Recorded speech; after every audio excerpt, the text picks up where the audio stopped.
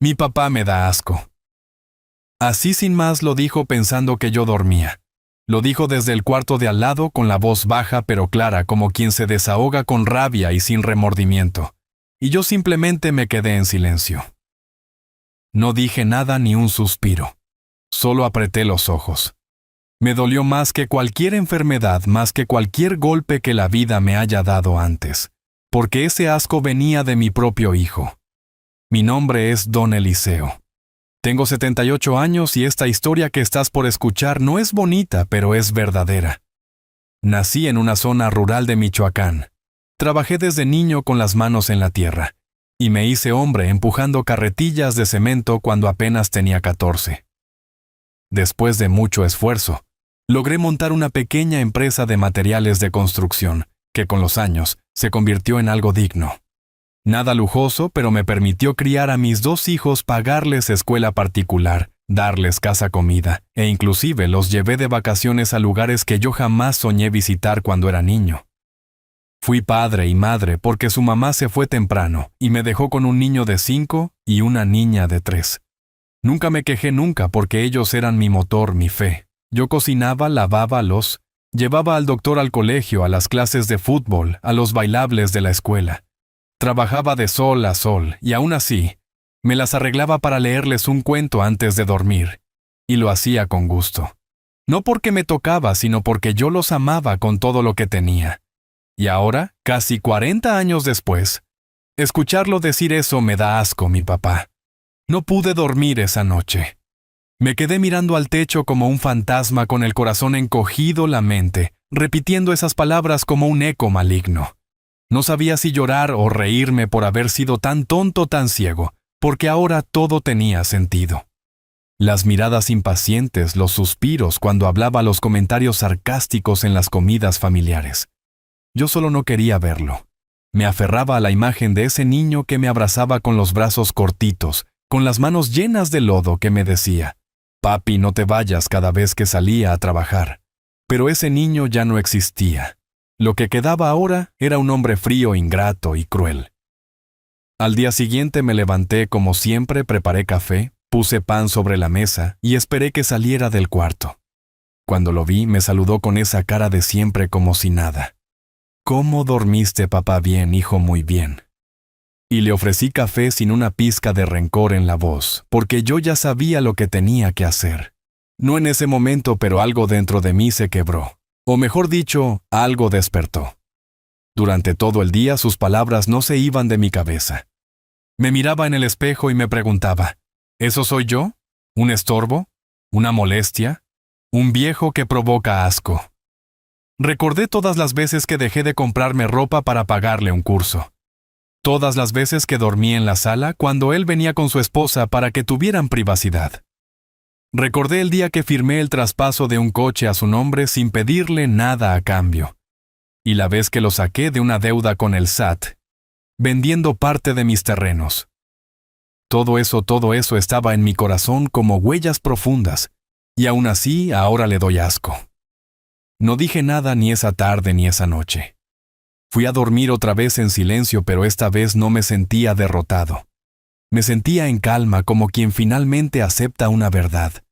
Y cuando uno acepta, uno actúa, pero sin escándalo, sin gritos, sin portazos. Porque cuando un padre se da cuenta de que su hijo ya no lo quiere, no se ruega amor, se recoge la dignidad, se baja la cabeza, se guarda el orgullo en el bolsillo. Y se va. Todavía no te voy a decir lo que hice. Pero te aseguro una cosa, no me quedé ahí. No me quedé esperando que él cambiara. No fui a buscar consuelo. No fui a pedir explicaciones. Solo observé y anoté en el alma. Al tercer día, mientras él trabajaba desde el comedor con su laptop, yo pasaba cerca y escuchaba cómo hablaba por teléfono con alguien más.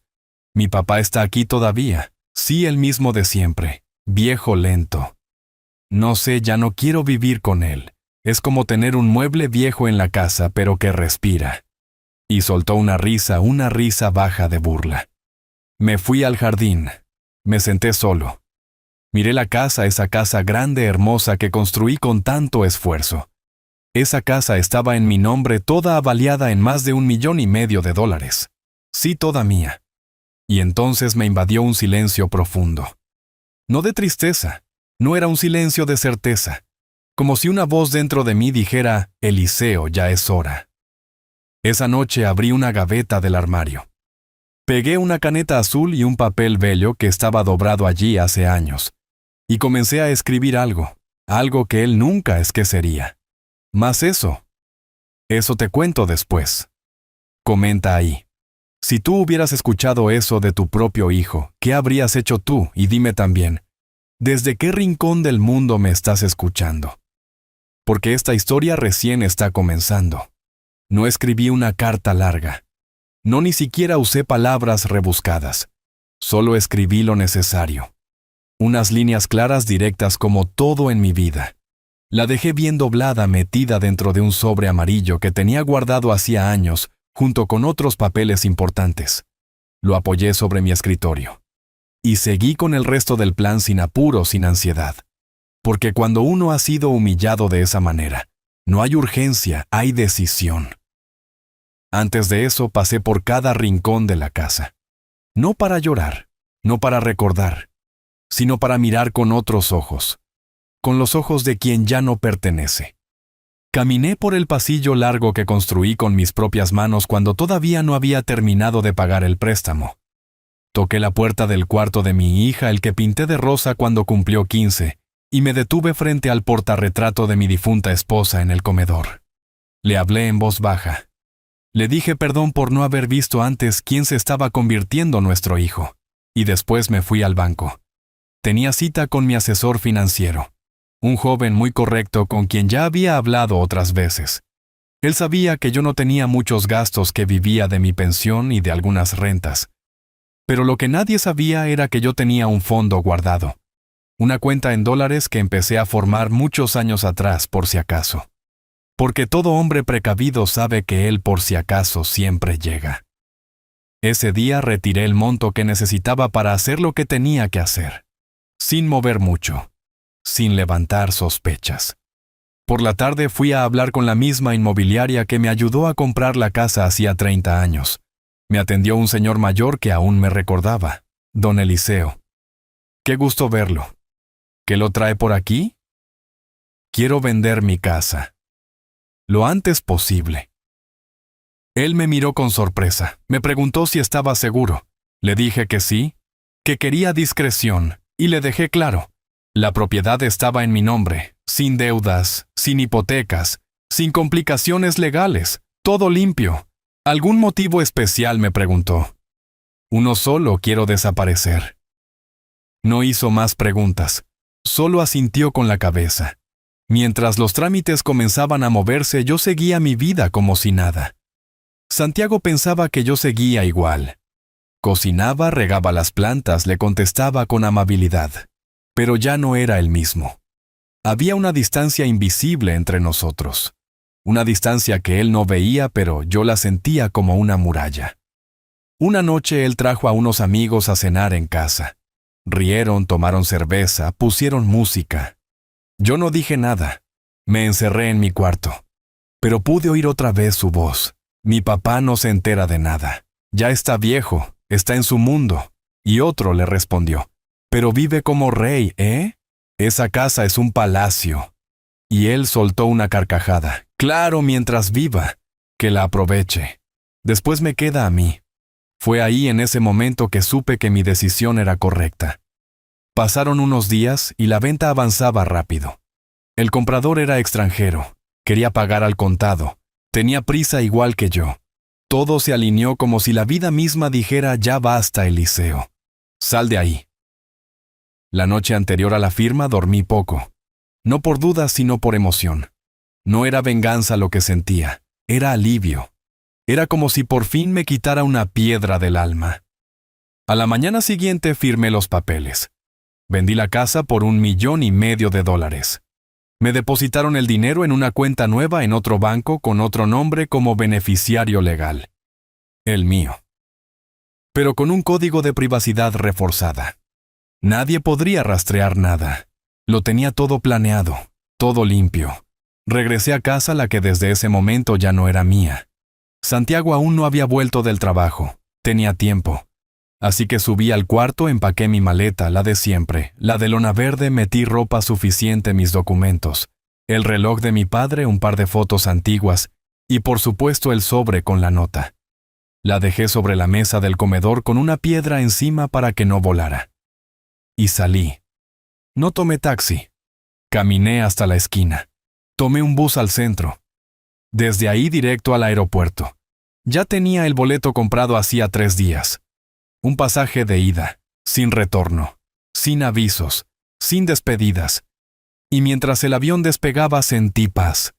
Una paz rara, silenciosa, de esas que uno solo conoce después de mucho dolor.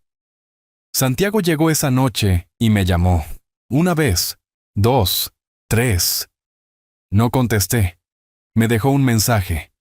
Papá, ¿dónde estás? ¿Por qué no estás en casa? Minutos después. Otro mensaje. ¿Qué significa esto? ¿Vendiste la casa? ¿Estás loco? Y por último uno más corto, más áspero. ¿Qué hiciste, viejo? Yo no respondí ninguno. Y lo único que encontró fue el billete que le dejé sobre la mesa. Ese mismo que escribí con letra firme y sin temblor. El que te da asco. Se fue. Y se llevó todo. Ya no tiene por qué darte vergüenza. Ahora aprende a vivir sin él. Adiós, hijo, porque llega un momento en que el silencio no es cobardía, es justicia, y aún faltaba lo mejor. Porque él creía que todo era suyo, pero no tenía idea de lo que aún venía. Nunca pensé que a mi edad volverías a empezar desde cero. Pero también es verdad que nunca imaginé que mi propio hijo me iba a empujar hasta ese punto. El avión aterrizó en Monterrey a las 9 de la noche. Nadie sabía que yo estaba ahí, nadie me esperaba. Pero por primera vez en mucho tiempo no me importaba. Había reservado una habitación sencilla en una pensión modesta del centro. Nada lujosa, pero suficiente para pasar unas semanas mientras decidía mi próximo paso. Me registré con un nombre compuesto usando mis 2 apellidos y pagué por adelantado en efectivo.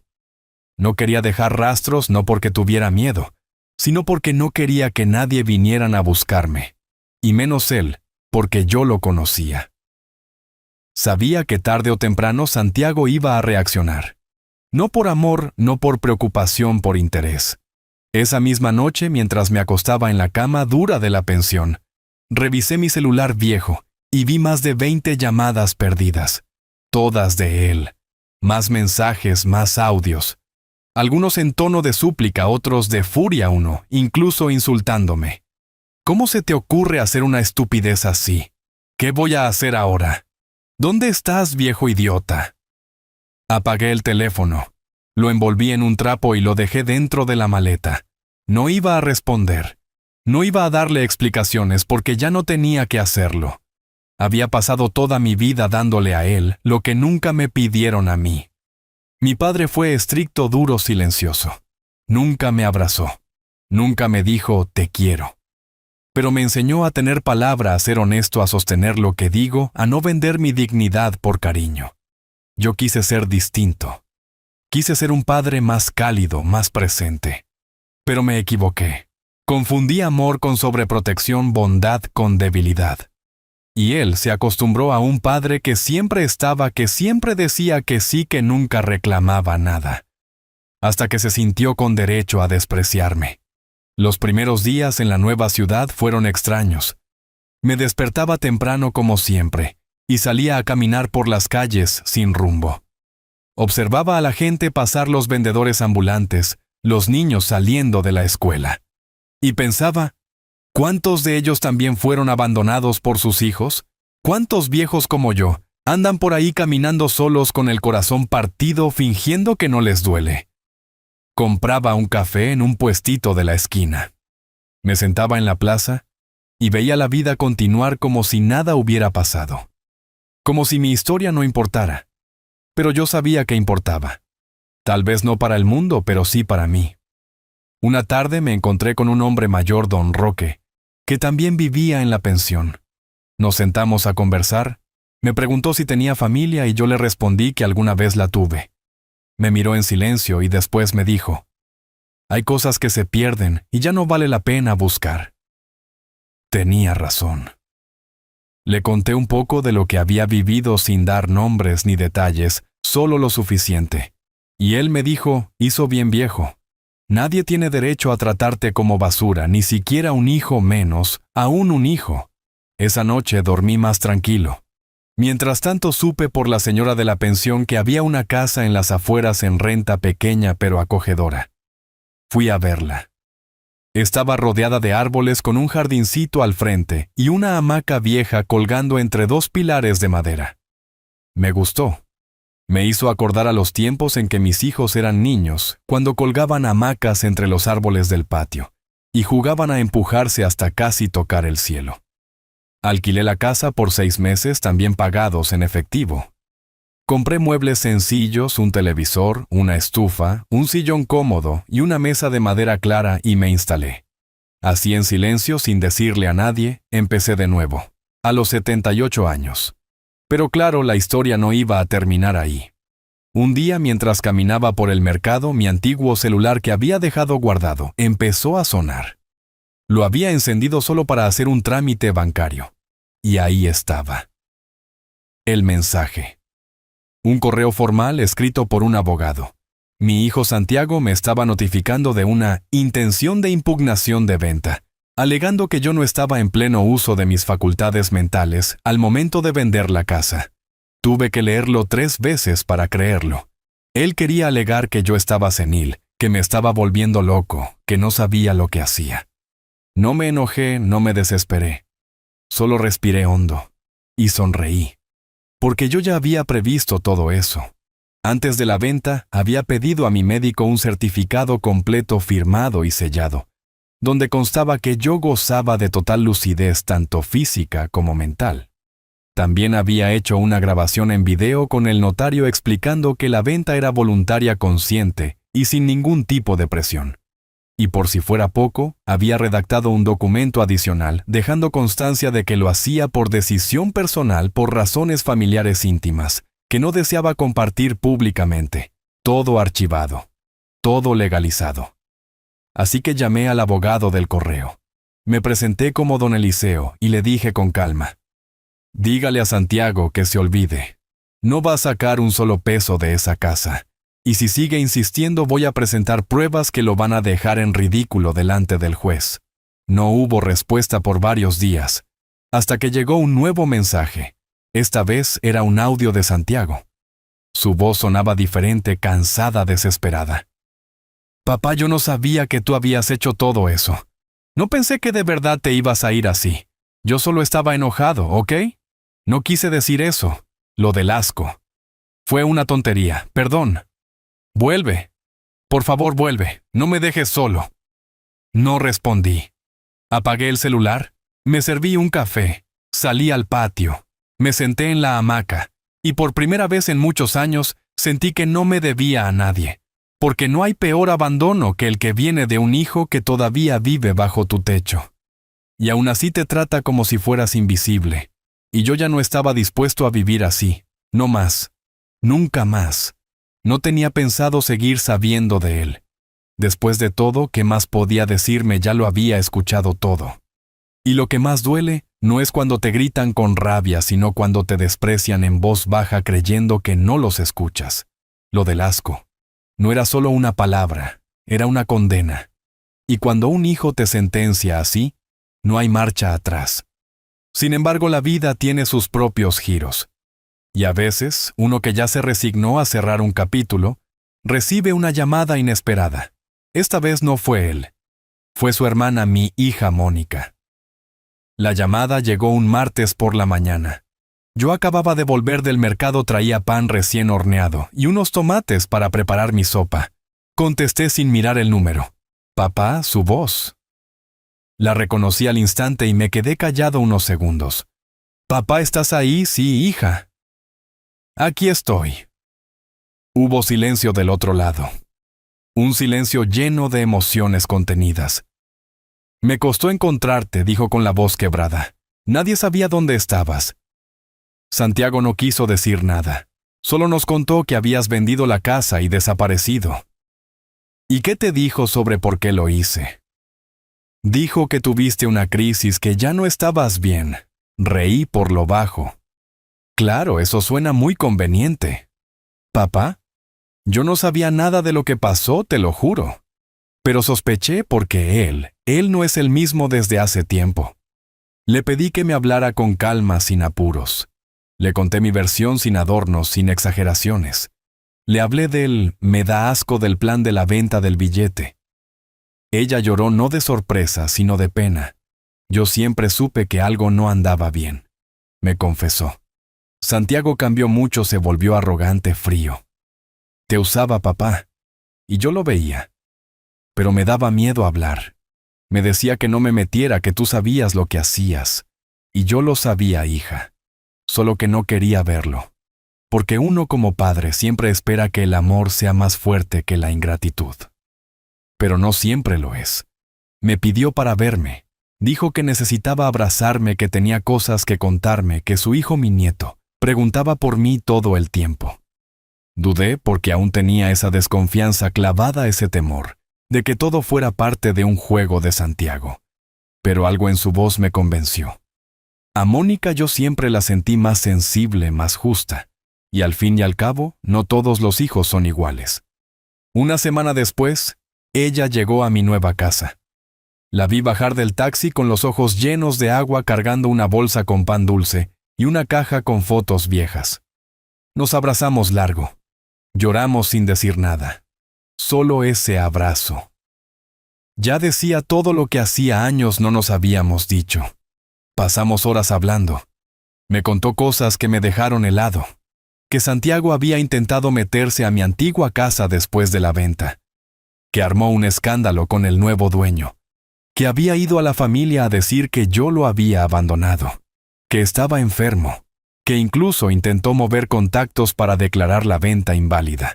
Pero nadie le creyó, porque los papeles estaban en regla, y porque a fin de cuentas, el tiempo pone a cada uno en su lugar. Mónica me preguntó si pensaba volver. Le dije que no, que esta nueva vida, aunque más modesta, me daba algo que había perdido hacía años. Paz.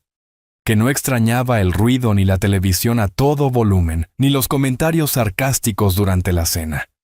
Que prefería el canto de los pájaros por la mañana y el silencio por las noches. Me miró con una ternura que me quebró. «Papá, puedo venir más seguido siempre, hija. Esta puerta siempre va a estar abierta para ti». Esa tarde, cuando ella se fue, me senté en la hamaca con una taza de café. Miré el atardecer y me quedé pensando. ¿Cuántos hombres como yo han tenido que empezar de nuevo después de toda una vida entregada? ¿Cuántos padres son descartados como si fueran muebles viejos? La sociedad nos aplaude cuando trabajamos y proveemos, pero cuando envejecemos nos quiere en silencio. Y cuando un hijo dice, «Mi papá me da asco», lo que realmente está diciendo es, «Ya no me sirve». Pero ahí es donde uno tiene que responder. No con odio, no con gritos, sino con dignidad, con pasos firmes, con decisiones que enseñen sin necesidad de palabras. Y esa lección Santiago la estaba empezando a entender, dañado por su propio eco. Porque las cosas que se dicen en voz baja, a veces retumban toda la vida. Y la mía recién estaba encontrando el volumen justo. Después de aquella visita de Mónica, los días empezaron a tener otro sabor. No era felicidad, no. No exagero. Pero era como una calma mansa. Como cuando deja de llover después de semanas, y por fin se ve el cielo sin nubes. Ella venía a verme cada sábado por la tarde. Traía comida hecha por sus propias manos. Me ayudaba con cosas de la casa, barría el patio. Me escuchaba sin interrumpirme. Y lo más hermoso de todo. Traía a mi nieto Emiliano, un niño de apenas 8 años que con una mirada me devolvía algo que creía perdido. La ternura sincera. La primera vez que Emiliano vino, se me acercó tímido con una pelota en la mano y me dijo, «Tú eres mi abuelito, Eliseo». Yo tragué en seco. «Sí, mijo, yo soy. ¿Y por qué no vivías con nosotros?» Mamá decía que estabas de viaje. Lo miré con cuidado. Elegí las palabras. A veces los adultos también necesitan encontrar su lugar, hijo. ¿Este es tu lugar ahora? Creo que sí. ¿Te gusta? Él asintió y sin más me abrazó fuerte, sin explicaciones, sin juicios. Ese abrazo fue la medicina que necesitaba mi alma. Con el pasar de las semanas mi vida fue tomando una rutina nueva. Los lunes limpiaba la casa, los martes iba al mercado. Los miércoles caminaba por el parque con don Roque. Los jueves escribía en una libreta donde empecé a dejar registradas mis memorias. Los viernes cocinaba algo especial. Y los sábados esperaba a Mónica y Emiliano con los brazos abiertos. Nunca los domingos. Ella nunca podía. Decía que Santiago siempre reclamaba su presencia ese día. Irónico. No. Ahora él exigía atenciones después de haberme dado la espalda como si yo fuera un perro viejo. Pero no creas que él se quedó quieto. No. Su ego no lo permitiría. Después de que la vía legal se cerró para él porque no pudo impugnar la venta ni alegar incapacidad mía, gracias a los documentos que dejé firmados, buscó la forma de ensuciarme por otros medios. Llamó a familiares lejanos diciendo que yo lo había dejado en la calle, que me había vuelto loco, que necesitaba ayuda. Algunos me escribieron con tono preocupado, otros con juicio escondido en palabras dulces, pero no respondí a ninguno, porque a esa altura ya no debía explicaciones. Ya no iba a mendigar comprensión. Un día llegó una carta escrita a mano sin remitente. La reconocí al instante. La letra de Santiago. Era breve, fría. Decía así: no sé qué ganaste con todo esto. Solo lograste separar a la familia. Me quitaste lo que era mío por derecho. Espero que estés satisfecho. Yo no te guardo rencor, pero el tiempo pondrá las cosas en su lugar. Adiós, papá. Leí la carta 3 veces, no por emoción, sino por incredulidad. En ningún lugar decía perdón. En ningún renglón había una pizca de autocrítica, ni una pregunta, ni una muestra de humildad. Nada. Solo orgullo herido y manipulación disfrazada de cortesía. Quemé la carta en el patio sin rabia solo por higiene emocional. Y justo ese día, mientras las cenizas volaban con el viento, me senté en la hamaca con la libreta en las piernas y escribí algo que jamás pensé que saldría de mi puño. A veces para sanar uno tiene que romper el espejo y dejar de buscar el reflejo que nunca existió. Yo no perdí a mi hijo. Perdí la ilusión de que era alguien que no fue. Esa frase se quedó conmigo. Fue como una clave para abrir muchas puertas internas. Y cada puerta que se abría me liberaba de una culpa que yo mismo me había puesto al hombro. Porque sí había días en que me preguntaba si fallé como padre, si fui muy blando, si debía haber puesto límites antes. Pero después me decía: no eres culpable de amar. No es tu culpa si quien recibió tu amor no supo qué hacer con él. Al mes siguiente me invitaron a una pequeña reunión en el Centro Cultural del barrio. Don Roque me había anotado sin preguntarme. Era un encuentro de adultos mayores donde compartían experiencias de vida, jugaban ajedrez, contaban anécdotas. Al principio no quería ir, pero él insistió. Y fui. Me encontré con hombres y mujeres con historias que me dejaron sin palabras. Una señora que fue abandonada por sus 5 hijos. Un hombre que se enteró que lo habían declarado muerto para quedarse con su pensión. Una abuela que crió a sus nietos como hijos y luego fue echada por la nuera. Y sin embargo ahí estaban sonriendo vivos, contando sus historias como quien riega una planta para que otros florezcan. Me invitaron a hablar y hablé con voz clara, con el pecho firme. Yo vendí mi casa y desaparecí porque escuché a mi hijo decir que le doy asco. Y no me fui por orgullo. Me fui por respeto a mí mismo, porque entendí que si no me defendía, nadie lo haría. Y que el amor de un padre no debe ser usado como excusa para el abuso de un hijo. Hubo silencio. Luego aplausos. Y una señora me abrazó al salir con lágrimas en los ojos. Gracias, don Eliseo. Usted dijo lo que muchos sentimos y no nos animamos a decir. Esa noche volví caminando a casa con el corazón liviano, mirando el cielo estrellado como si fuera la primera vez, porque entendí algo fundamental. Mi historia no era única, y aunque eso dolía, también me hacía sentir menos solo. No era un caso aislado. Era parte de una generación que dio todo y que en muchos casos fue olvidada. pero también era parte de una nueva ola, una ola de dignidad tardía, de justicia silenciosa de padres y madres que dijeron basta. Al llegar, encontré una nota de Mónica bajo la puerta. Decía que Emiliano había dibujado algo para mí. Era una hoja con crayones. Él y yo, sentados en una hamaca tomando café. Abajo, escrito con letra de niño, decía: «Mi abuelito ya no está triste». Y era cierto. Tal vez todavía tenía heridas, pero tristeza ya no, porque por fin había vuelto a ser dueño de mi propia vida, y no pensaba soltarla nunca más. Yo nunca fui hombre de lujos, nunca necesité tener el coche más nuevo ni los zapatos más caros. Mi mayor riqueza siempre estuvo en ver a mis hijos crecer con dignidad, con comida caliente en la mesa y un techo que no goteaba. Me bastaba eso, pero cuando uno llega a cierta edad, se da cuenta de que hay cosas que no se compran ni con todo el dinero del mundo. El respeto, la gratitud, la mirada sincera de un hijo y el silencio tranquilo de una noche sin culpa. Esa paz yo la había encontrado por fin en esa casita sencilla en Monterrey, rodeado de gente que no me juzgaba, que no me debía nada y por lo tanto tampoco me usaba. Mónica venía cada vez más seguido y Emiliano ya conocía mi rutina. Sabía que los martes cocinaba sopa de fideos, que los jueves limpiaba el patio y que los sábados le tenía guardadas unas galletas de limón que le encantaban.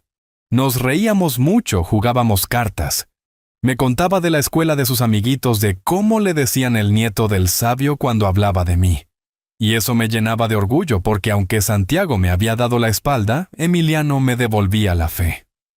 Un viernes por la tarde, Mónica llegó más seria que de costumbre. Se sentó en la cocina mientras yo preparaba café y bajó la voz. «Papá, necesito contarte algo, pero no quiero que te enojes. Dime, hija». Santiago está mal. Muy mal. Me quedé quieto con la cuchara en la mano. ¿En qué sentido lo echaron del trabajo? Parece que tenía problemas con varios compañeros y hubo una auditoría donde encontraron movimientos extraños. Él lo niega todo, pero las cosas no pintan bien. Está desesperado. No dije nada. Me limité a servirle el café y sentarme frente a ella. ¿Y tú qué piensas que yo debo hacer? Nada, papá. Solo quería que lo supieras. Él no me pidió que viniera.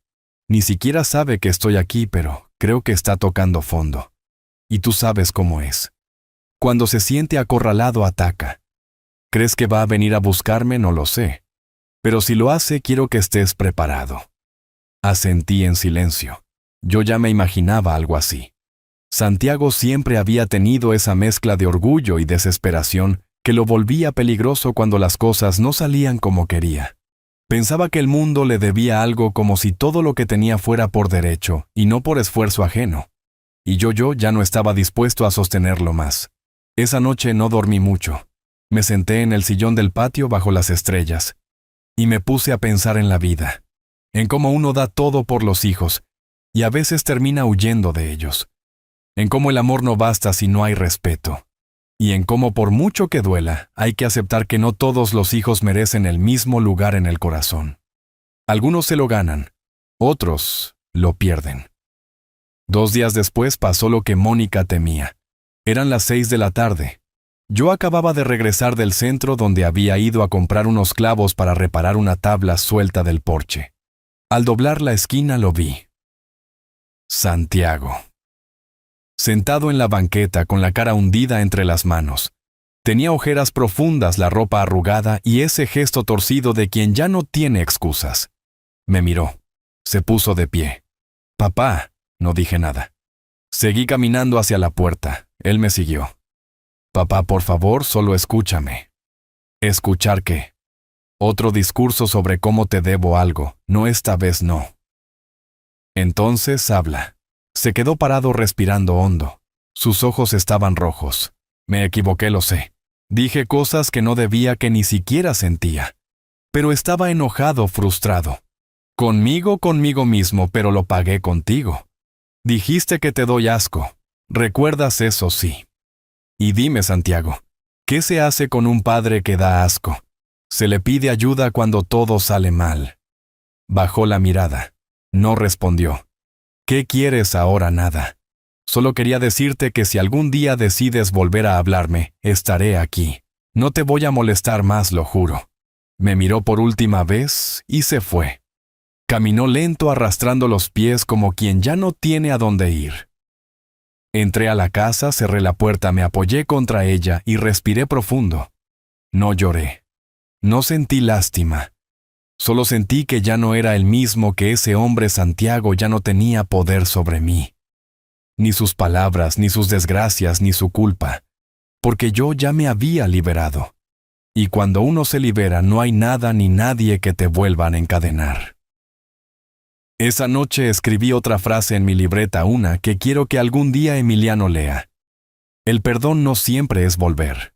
A veces perdonar es seguir caminando, pero por otro camino lejos de quien te hizo daño. Y con eso dormí tranquilo. Porque a veces la justicia no es castigo. Es simplemente distancia. Y yo por fin estaba lejos de todo lo que me hizo mal. Nunca imaginé que la distancia más grande no fuera la de kilómetros, sino la que se mide en respeto. Porque ahora que lo pienso, Santiago y yo podíamos haber estado en la misma casa bajo el mismo techo, comiendo en la misma mesa. Pero vivíamos mundos distintos. Él cada vez más lleno de rabia, de desprecio, de una superioridad que no sé de dónde sacó. Y yo cada vez más en silencio, tragando el dolor para no romper lo poco que quedaba entre nosotros. Pero ese silencio se terminó. No cuando me gritó, no cuando me ignoró, sino aquella noche cuando pronunció esa palabra. Asco, esa fue la chispa. Lo que vino después fue el fuego que arrasó con todo. Después de aquella visita fugaz donde Santiago apareció frente a mi casa derrotado, con los ojos hinchados y sin fuerza para inventar una mentira, más supe que él había perdido algo mucho más importante que una casa. Había perdido a su padre. No físicamente, pero emocionalmente. Y eso no se recupera con llanto ni con promesas. Esa noche dormí profundamente. Tal vez por primera vez desde que todo comenzó. No soñé con él, no pensé en lo que podría haber dicho. Solo sentí paz. Paz de haber dicho basta. Pasaron semanas. Mónica venía más seguido. Emiliano ya corría por el jardín como si fuera suyo, y yo hasta colgué una hamaca nueva solo para él. Los vecinos me saludaban por mi nombre. Me invitaron a dar unas charlas en el Centro Cultural para Adultos Mayores. Y aunque al principio me resistí, terminé yendo. Conté parte de mi historia sin dar nombres. Muchos hombres me abrazaron después. Uno con lágrimas en los ojos me dijo, «Gracias por decir lo que yo no me atrevo a decir». Y entendí que el silencio de los viejos a veces es más grito que resignación. Pero cuando uno decide hablar, otros se levantan con uno.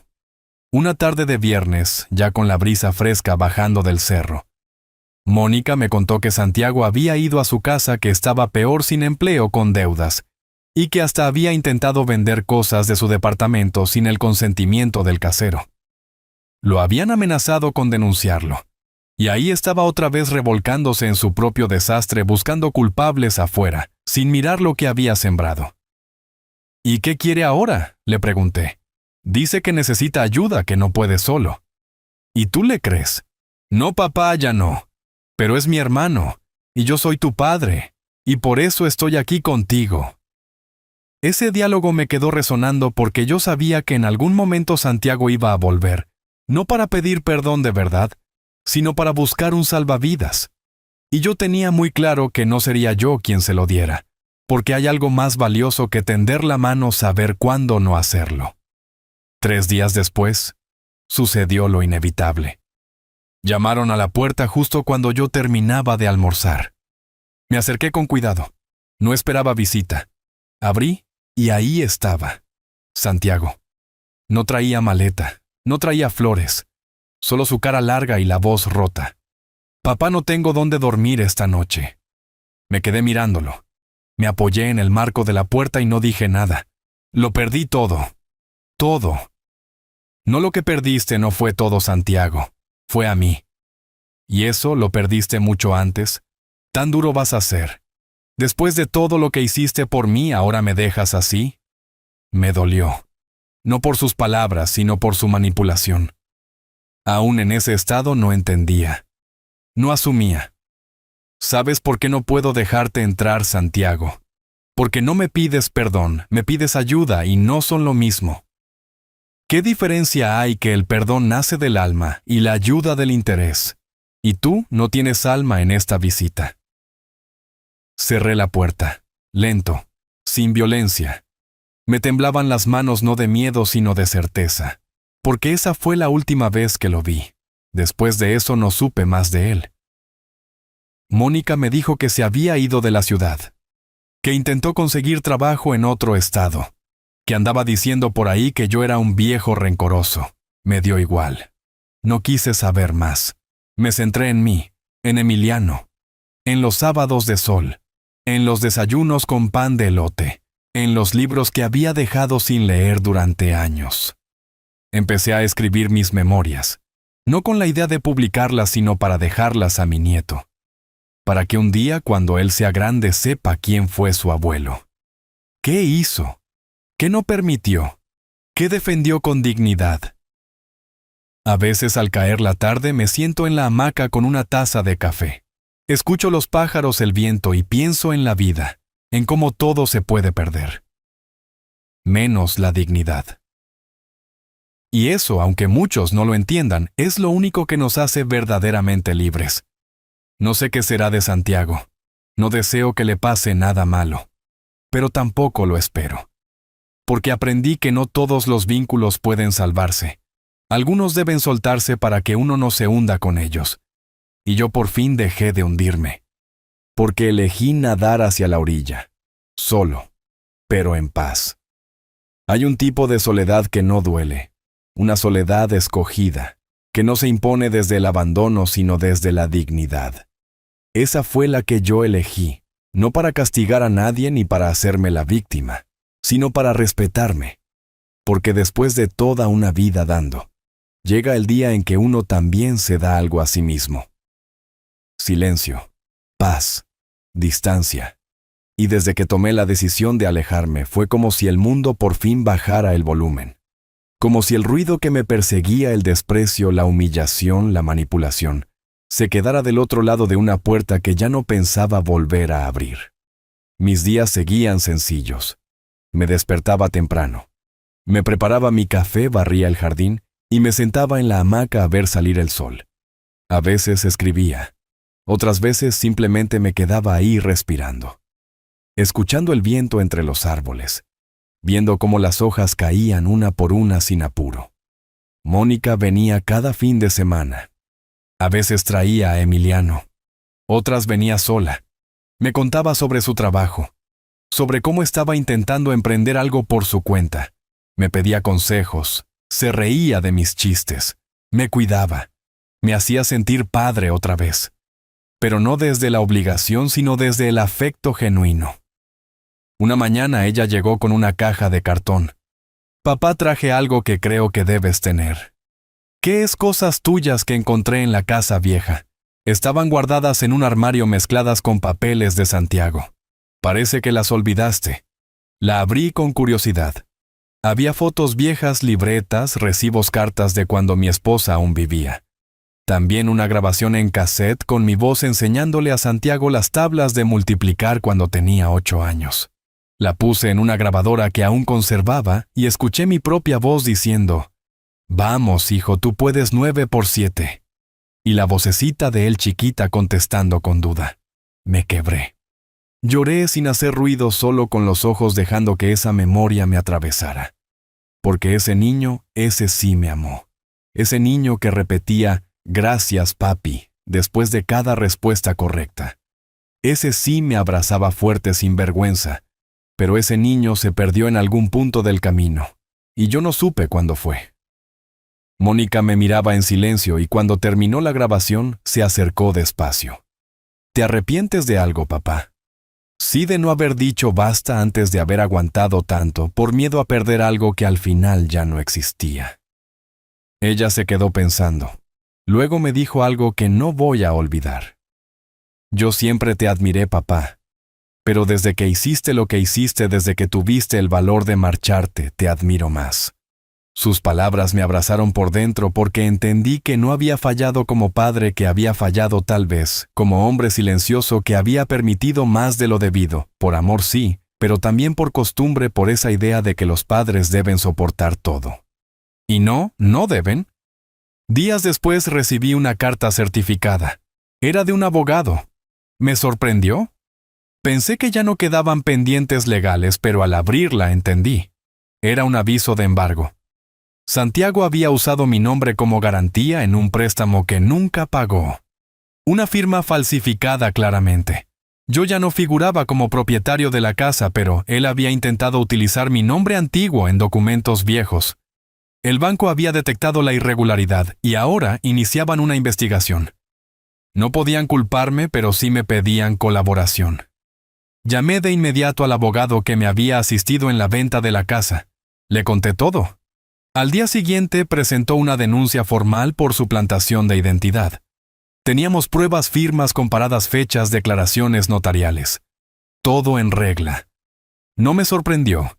Ya conocía bien de lo que Santiago era capaz, pero esta vez me dolió menos porque ya no me afectaba en lo personal.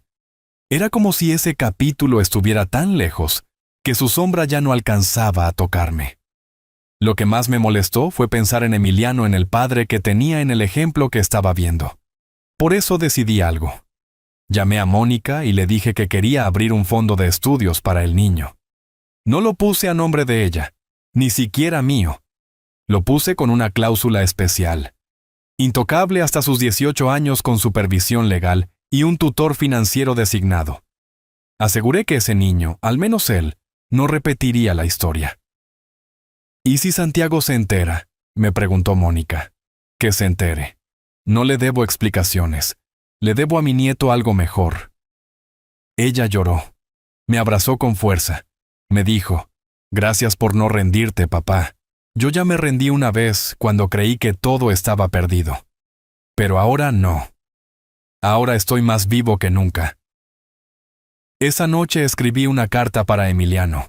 La guardé en una caja fuerte con el documento del fondo. Le conté quién era yo, qué había pasado, cómo un hombre puede caer, pero también puede levantarse. Le dije que siempre lo amé, que fue mi esperanza en medio del naufragio, y que esperaba que algún día él también pudiera ser un hombre digno, justo, diferente a su padre. No con odio, sino con conciencia. Las semanas siguientes fueron tranquilas.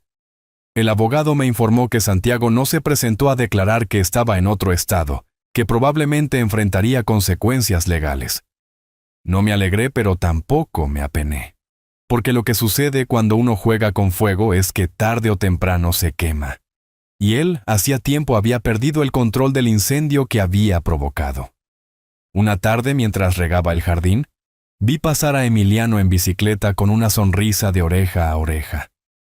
Se detuvo frente a la reja y gritó, «Abuelito, te quiero mucho». Yo solté la manguera, me acerqué y le respondí, «Y yo a ti, hijo, más de lo que imaginas».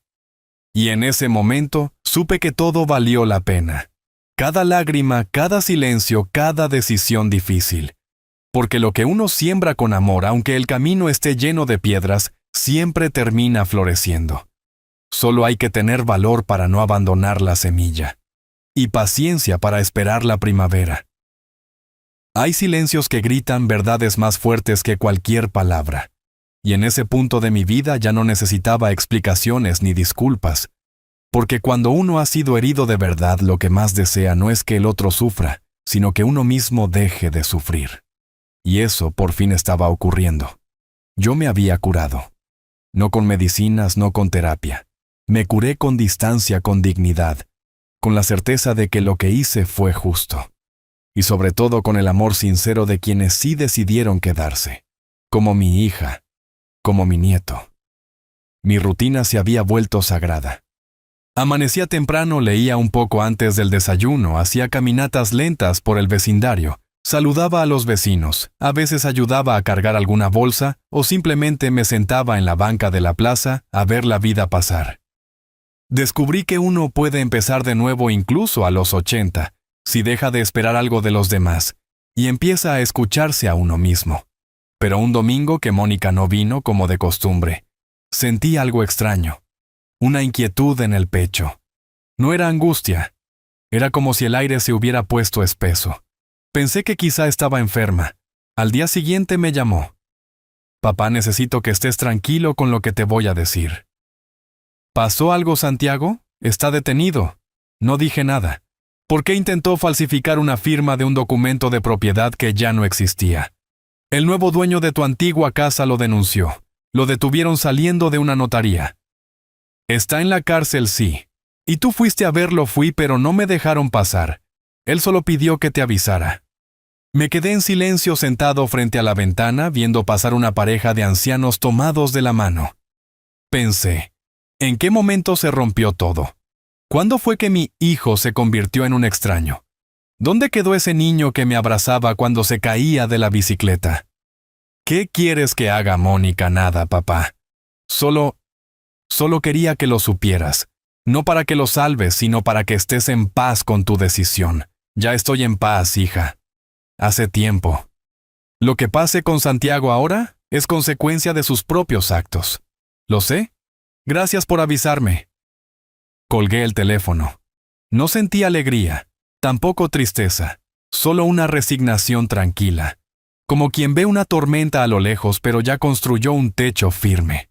Esa noche no pude dormir del todo. Me levanté.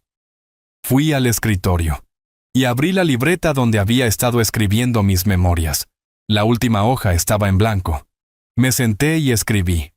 A veces el hijo que criaste con más cuidado es el que más te olvida. Pero el amor verdadero no está en los que te exigen, sino en los que te cuidan sin pedir nada a cambio. Y esa es la gran lección que me deja esta vida. Al día siguiente fui al mercado como siempre. Compré pan, tomates, café. Saludé al señor del puesto de verduras. Charlé con la señora de las flores. Volví caminando lento, disfrutando del sol. La vida, a pesar de todo, seguía siendo buena conmigo. Tal vez porque dejé de forzar lo que no era para mí. Tal vez porque por fin aprendí a elegirme a mí mismo. Mónica me visitó al día siguiente. Traía galletas de canela y un sobre. Papá, ¿él escribió esto? No sé si quieras leerlo. Lo dejé sobre la mesa sin abrirlo. No tengo apuro. Tómate tu tiempo. Tú lo leíste, no es para ti. Pasamos la tarde juntos. Emiliano estaba en casa de unos amigos, así que hablamos sin interrupciones. Me contó que estaba pensando en mudarse a una casa más cerca de la mía, que su trabajo le permitía hacerlo. Le dije que no lo hiciera por mí.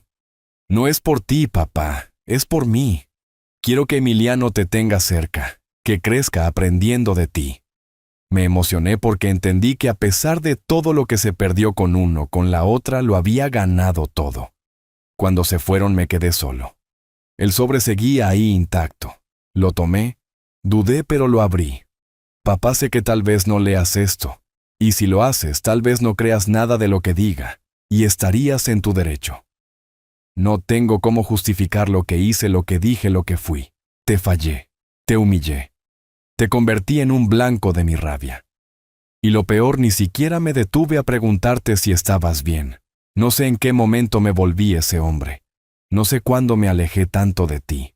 Hoy, desde esta celda fría, lo único que puedo hacer es mirar hacia atrás y entender que fuiste demasiado bueno conmigo, que nunca merecí tanto, y que el asco del que hablé no era por ti, era por mí. No espero que me perdones. Solo quería decirlo. Santiago. Doblé la carta, la guardé en un cajón. No lloré. No me rompí, porque ya no necesitaba ese perdón para estar en paz. El mío ya lo había hecho, no con él, sino conmigo, porque entendí que perdonar no siempre es reconciliarse. A veces es soltar. Pasaron semanas. Mónica me avisó que Santiago seguiría detenido un tiempo, que tal vez enfrentaría un juicio, que ella no quería involucrarse más, y yo tampoco. Le pedí solo una cosa: si algún día él cambia de verdad, si un día se convierte en un hombre justo, dale una oportunidad, pero no por mí, por él mismo. ¿Y tú? Yo ya hice mi parte. Con el tiempo la vida me fue envolviendo en otras cosas. Emiliano empezó a aprender a tocar guitarra y venía a ensayar conmigo. Mónica abrió su pequeño negocio y me pedía que le ayudara con las cuentas.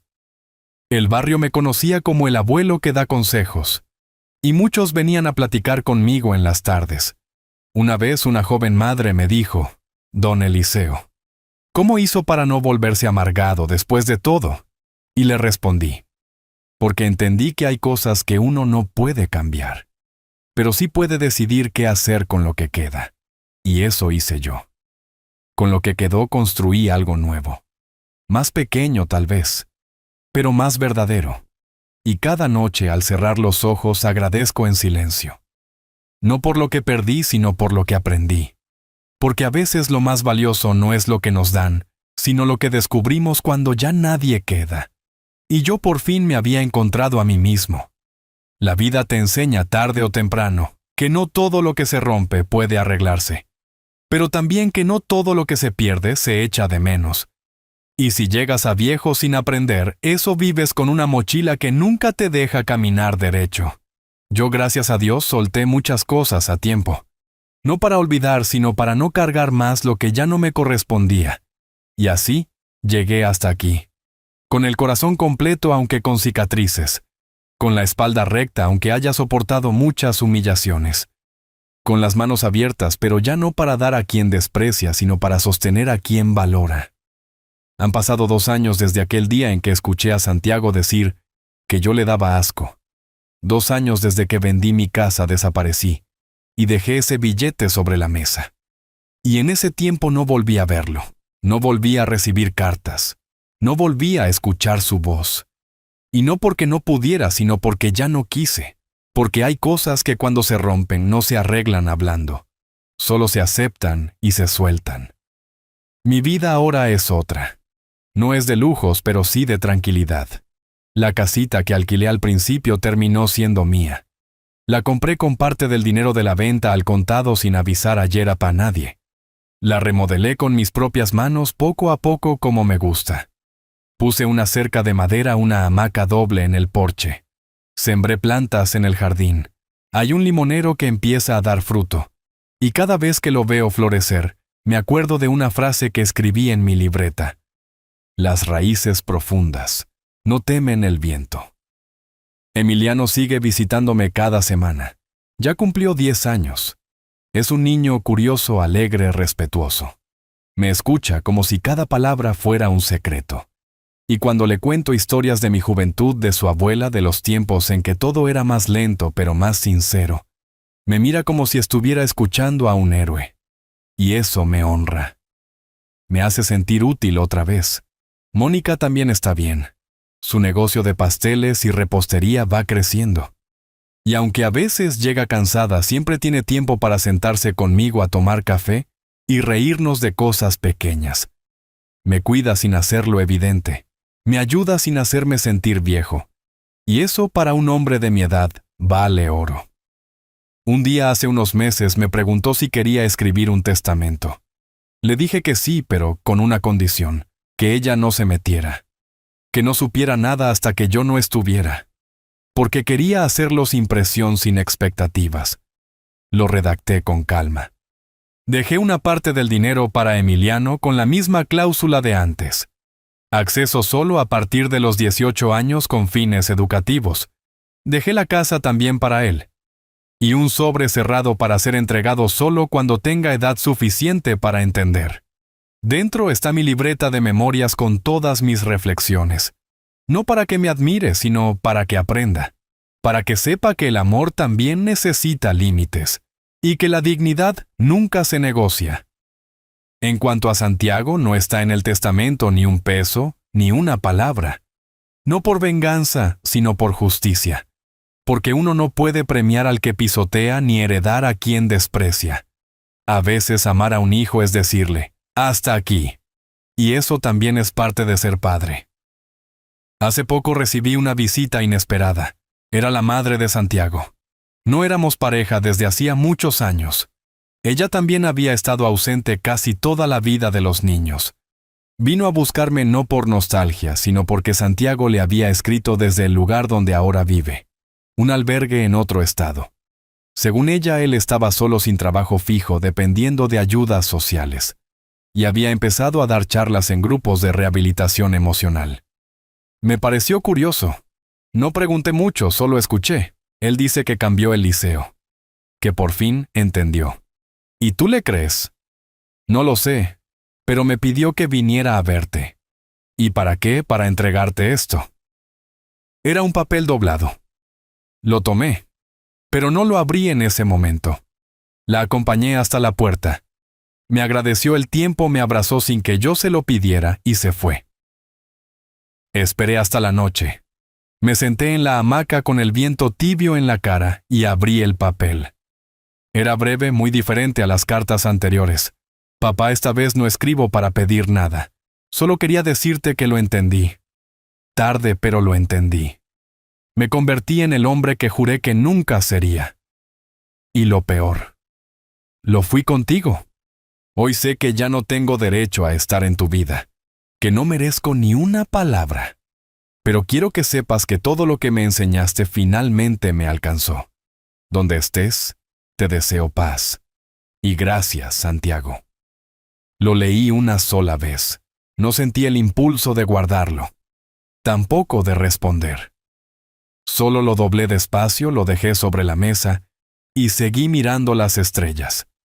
Porque a veces el mayor acto de amor es no volver atrás, es permitir que el otro encuentre su camino solo, sin que tú tengas que señalarle nada. Y yo ya había dado todo. Y lo que no di fue porque aprendí que uno también tiene derecho a protegerse. Hoy miro hacia atrás y no me arrepiento. Porque cada decisión que tomé fue con conciencia. Porque cuando escuché esa frase cruel, mi papá me da asco. No respondí con odio, respondí con acción, y eso hizo la diferencia. No volví a tener casa grande ni cenas familiares con todos en la mesa, pero gané otra cosa, una vida mía, un lugar donde no me señalan, donde no me usan, donde me quieren sin condiciones. Y eso es más de lo que muchos tienen. Por eso, si estás escuchando esta historia y te sentís al borde de rendirte, si crees que ya no hay salida, si pensás que nadie te valora, te digo esto desde el fondo de mi alma. No es tarde, nunca es tarde para elegirte, para levantar la cabeza, para decir ya no más, porque a veces el final no es una caída, es un renacer. Ahora contame vos qué habrías hecho en mi lugar. Y decime también, ¿desde qué rincón del mundo estás escuchando esta historia? Porque quizá no soy el único padre que eligió vivir con dignidad, aunque fuera solo. Y si llegaste hasta aquí, te agradezco por haberme escuchado. Porque cada palabra que conté fue con el corazón en la mano. Y si esta historia te tocó, compartila. Porque quién sabe, tal vez alguien más necesite escucharla. Y ahora sí, gracias por estar.